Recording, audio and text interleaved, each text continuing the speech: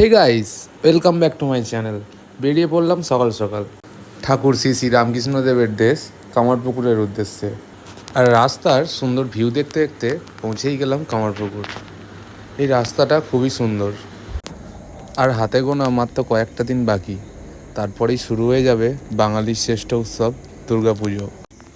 তাই অনেক আগে থেকেই অলরেডি সব জায়গায় প্যান্ডেল পর্ব শুরু হয়ে গেছে, আর কামারপুকুরেও শুরু হয়ে গেছে প্যান্ডেলের প্রস্তুতি।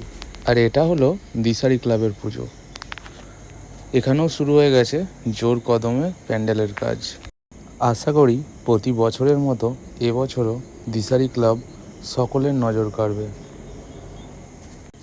তাই আর দেরি না করে বেরিয়ে পড়লাম। আর রাস্তায় আস্তে আস্তে দেখা হয়ে গেল এই ভাইটার সাথে। তাই আর ভিডিও না করে থাকতে পারলাম না। তোমরা হয়তো অনেকেই ভাবছো এটা কি ঠাকুর। এটা হলো ভদ্রেশ্বরী বা ভাদু ঠাকুর। ইনি আর কেউ নন, স্বয়ং মা দুর্গা।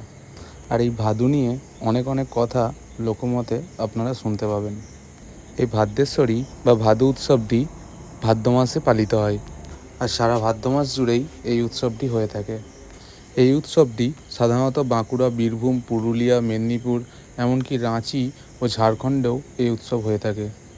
আর দেখতে দেখতে এই দাদাটি সুন্দর করে ভাদুকে সাজিয়ে দিল। আর দেখে খুব ভালো লাগলো, আস্তে আস্তে মানুষের ব্যস্ততার কারণে আগ্রহ কমে যাওয়া এই উৎসব এই ছেলেটি কত সুন্দরভাবে পালিত করছে। ভাইয়ের সাথে কিছুক্ষণ কথা বলে বেরিয়ে পড়লাম, আর চলে এলাম ফলের দোকানে বাড়ির জন্য কিছু ফল নিতে। ফল নেওয়া হয়ে গেছে, তারপর রওনা দিলাম বাড়ির দিকে। তো বন্ধুরা, আজকের মতো টাটা। আসছি আবার নতুন আর একটা ভিডিও নিয়ে।